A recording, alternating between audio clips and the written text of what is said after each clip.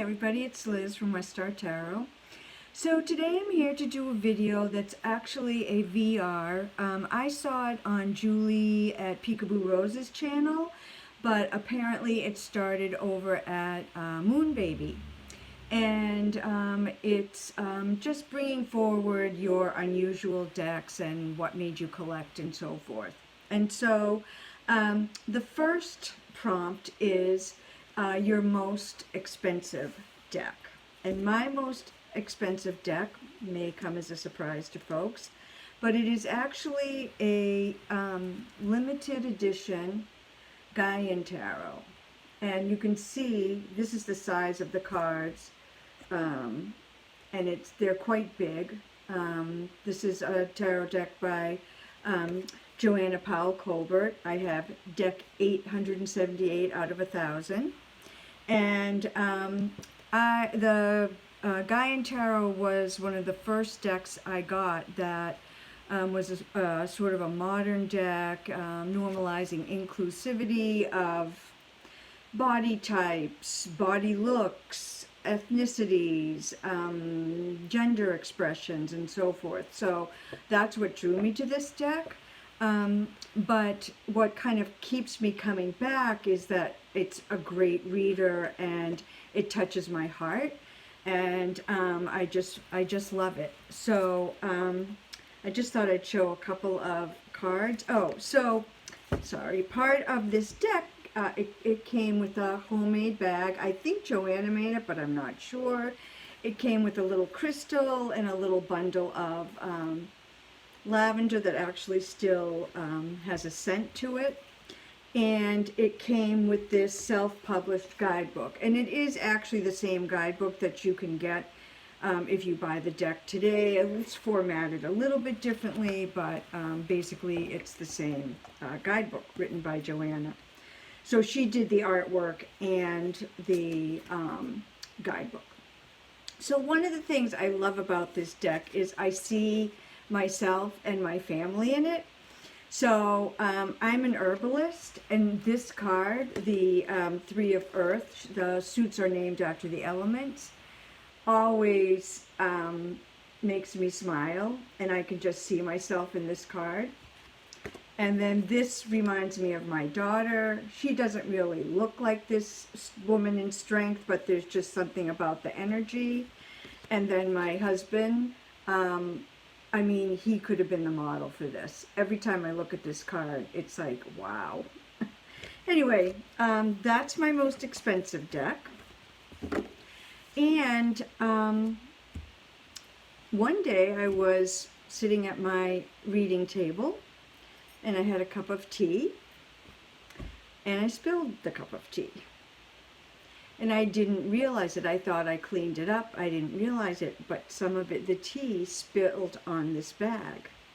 And then the dark purple of this bag, I don't know if you can see it, bled into the edges of the cards. So I just about had a heart attack when I realized that the tea had been sitting there for, 10 minutes or so, soaking into my favorite or most expensive deck. The cards are not ruined, it's just the edges. And I feel like, you know what? It just gives it a little sense of being used and loved, so it's okay. Next is the least expensive deck I have, and I believe this is it. It's the Pocket Goddess Tarot. It's by Chris Waldeher. And I got it, you can see it. I don't know if it was a, oh, it says Borders on the back of it. So maybe it was after Borders went out of business or something. I don't know, but I got it at a gem show. There was a guy there that had a stand, and he did sell some gems, and he sold kind of, new age spiritual stuff.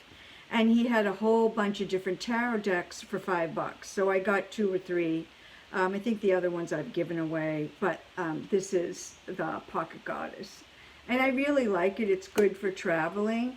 The majors have all different goddesses from different cultures on them. And then the suits are just sort of Rider-Waite-Smith derivative looking. So I think for $5 it was really a good buy, and I like it quite a bit.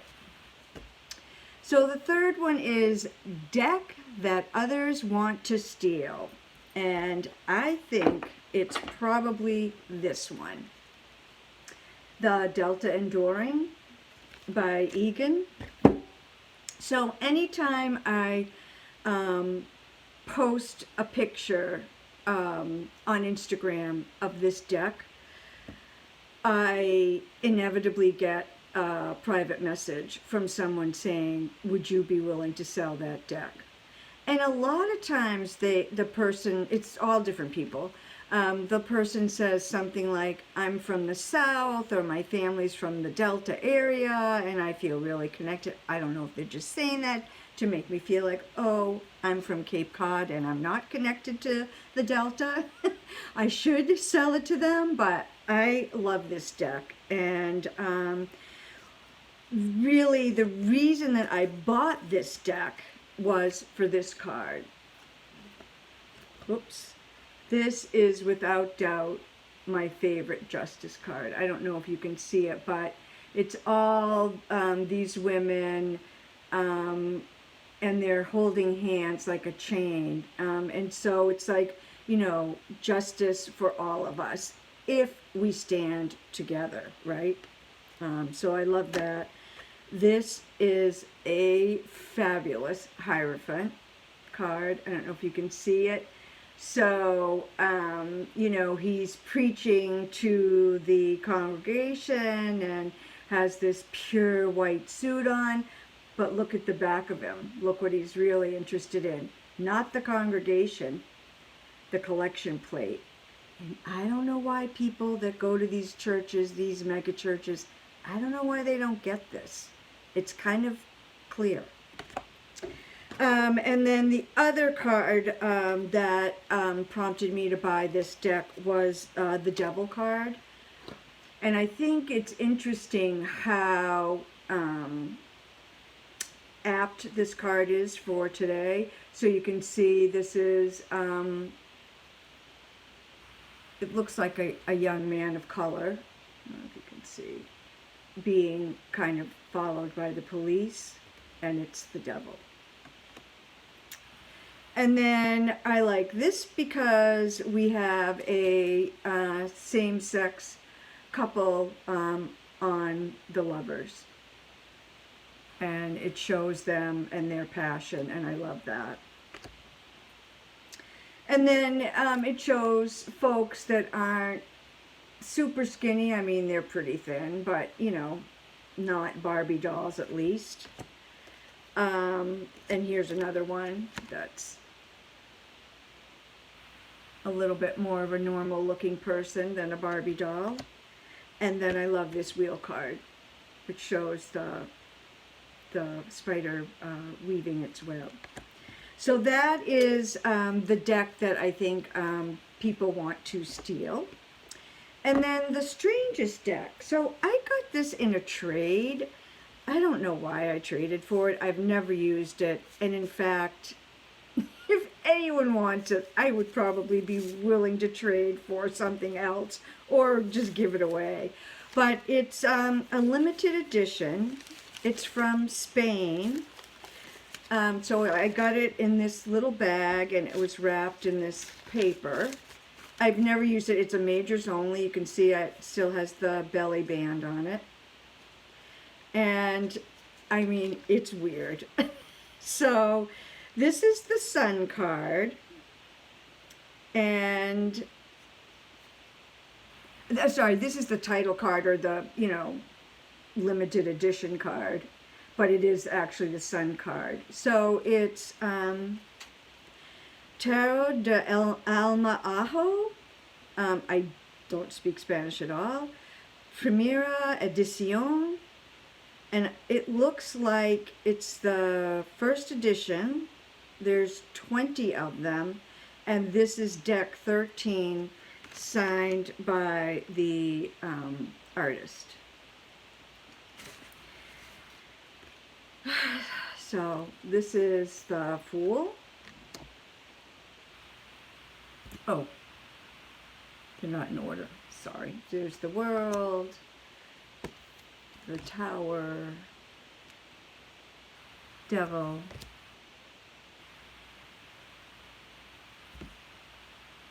and the High Priestess is called La Papisa, so kind of more old school. This I think is really interesting. It's the Lovers. Death, Chariot,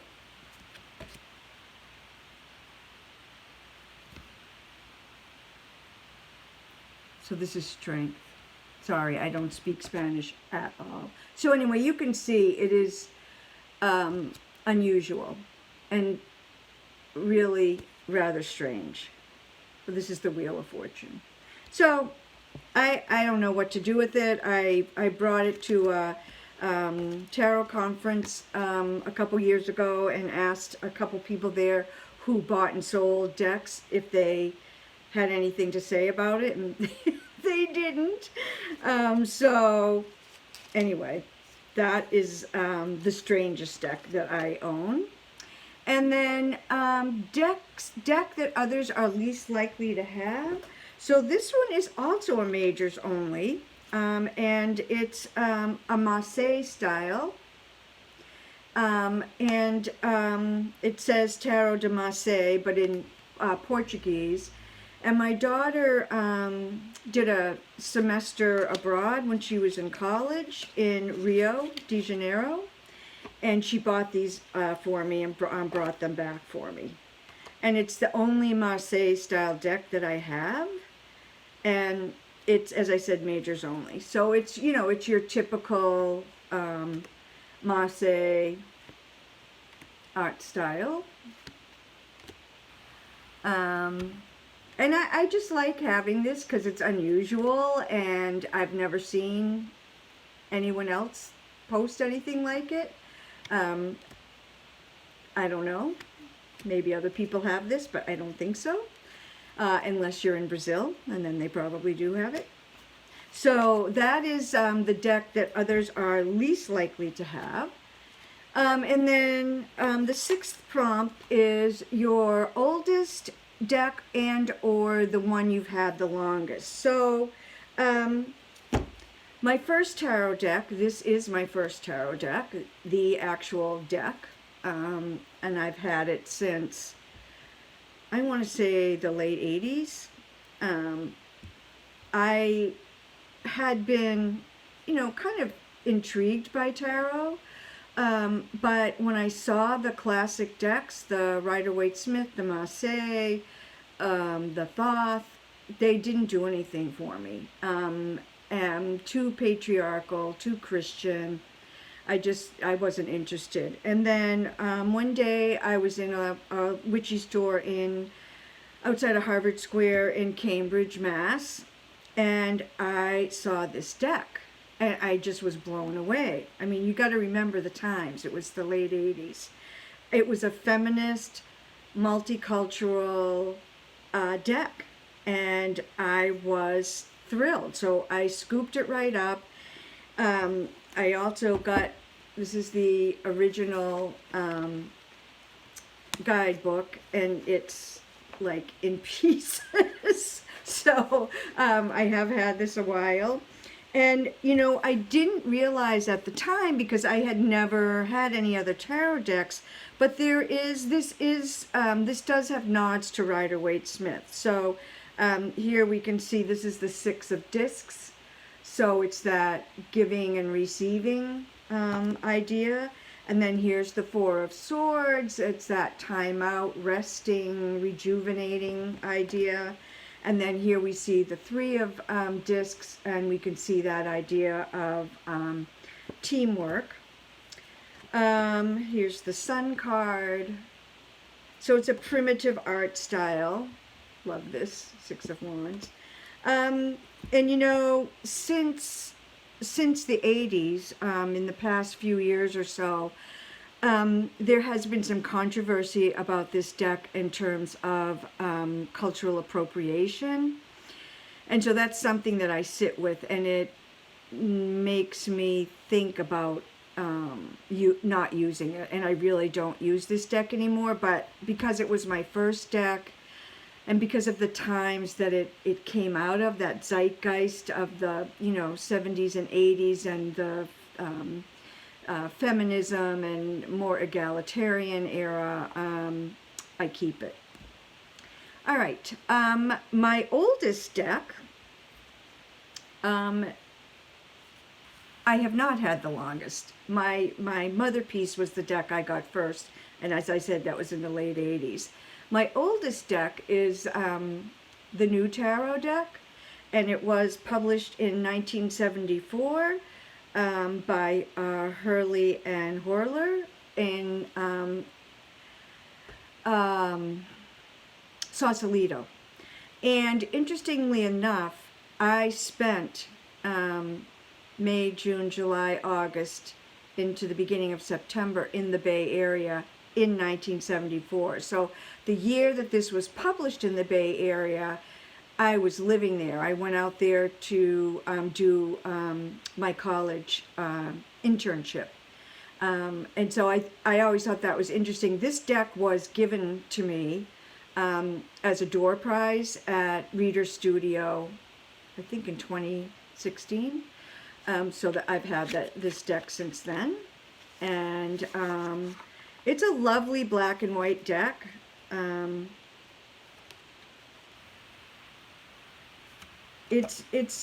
don't use it because I don't know why I don't use it, but the pips, the minors are sort of pippish. Here's the majors, and so the minors are black on white, and the majors are white on black. So you can see there's the Magician. Oops. That's an Empress, and so forth. So it's an interesting deck, and I like it quite a bit. And I didn't, when I was given it, I almost gave it back to the person because I thought, why do I want this deck? I'm not going to use it. So it kind of was maybe a little bit of a gateway into collecting and looking at vintage decks. My newest deck, or my most recent deck, are my three most recent decks are all Oracle decks, so I'm not going to address that prompt. But the deck that made me want to collect, as I said, this one was a little bit of a gateway into that, but the one that made me kind of want to collect in terms of Rider-Waite-Smith was this one, the Hoi Polloi.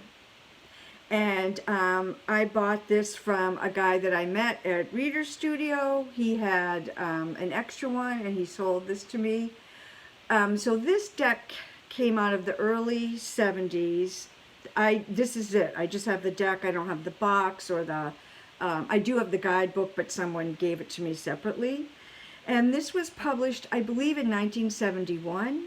Oh, so I guess it's older than my 1974. Ooh. Mistake there. Anyway, the colors. Look at the colors on this. It was published in 1971. It's the Hoi Polloi. 1972. It's the Hoi Polloi.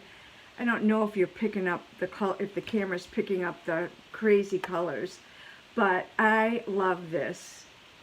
And this made me kind of want to collect different Rider-Waite-Smiths, and I don't have a lot of them, maybe 10. Look at that. Look at that 10 of Cups rainbow. Ooh, I love it. So I love this deck, and I enjoy using it. I do use it from time to time. And my sister told me that, I had no idea, but she said when we were kids, one of my aunts actually gave her this Hoi Polloi kit as a holiday gift, which I thought was interesting, and my sister still has it. And I'm the one who's into tarot, not her. So go figure that one. So then the last prompt is favorite deck. And, you know, I'm sorry, but I cannot just narrow it down to one. And so I won't. So I have to say, this was the first deck that I mentioned, the Gaian. And this is the Llewellyn version. And, you know, as I said, this was the first deck I got that normalized diversity and inclusivity, had different folks all hanging out together, different ages, different body types, different ethnicities. I mean, you don't see elders in tarot decks that often. And trust me, I'm an elder and I notice. And, you know, different cultures. As I mentioned, this one reminds me of my husband. Look at this gorgeous woman. Beautiful. I love this high priestess. It's just lovely. Another elder on the Two of Cups. Another elder. And he's actually called the Elder of Water, so he would be the King of Cups. I love this magician. You can see he has all his tools with him, and he is manifesting by drumming.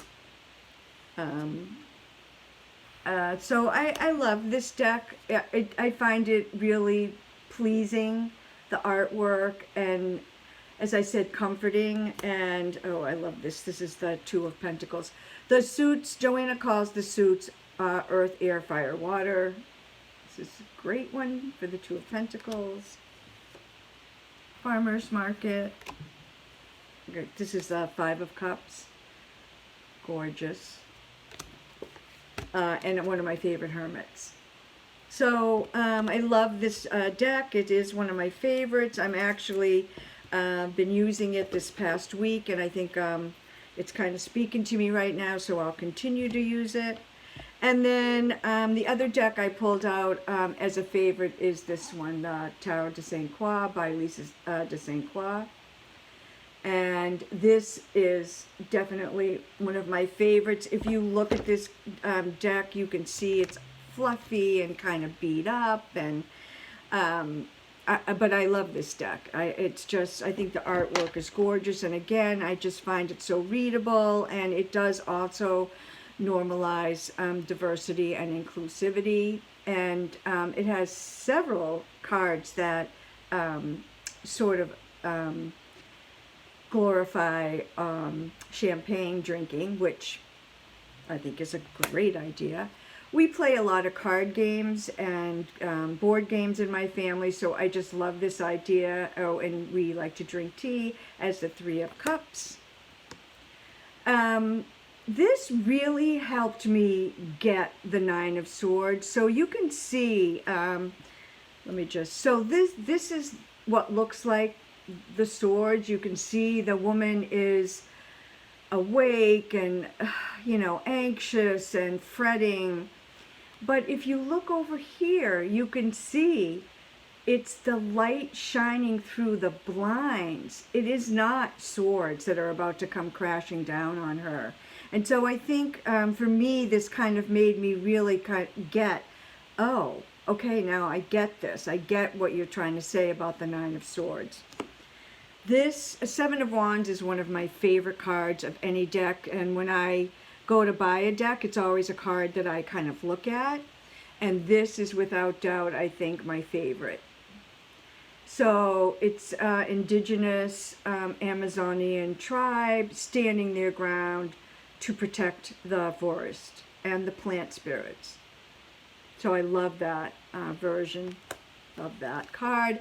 This is a very clever Hierophant. I have since seen other folks put the Dalai Lama on the Hierophant, but this was the first time I saw anything like this deck, and it just completely changed how I felt about this card. And instead of a card I really didn't like seeing in a reading, I began to like it quite a bit, at least Lisa's version of it. Beautiful World card. Beautiful Queen of Cups. I love the colors in this of the sky and this Magician. So it's like the yellow and pink have been blended and you get this gorgeous orangey color. Beautiful Five of Pentacles. Lovely Nine of Cups, again with some champagne. This time the angels are pouring. I think this is the artist. I think this is Lisa. It looks like her anyway. So she is getting a nice glass of champagne from the angels. Beautiful Moon card. Unusual Tower card. Instead of falling, the people are flying. And I really love this Hermit. I love seeing a woman or a female representation of the Hermit. And then this beautiful Star card. So those are my decks that answer the prompts from Moon Baby. And thank you for these. It was really fun. And thanks to Julie also for doing the video. And I hope you all are having a lovely day. Tomorrow is Samhain and a blue moon. And I beseech you to do some spell work. Use a blue candle and light it for a nice blue wave on Tuesday, November 3rd. Blessings.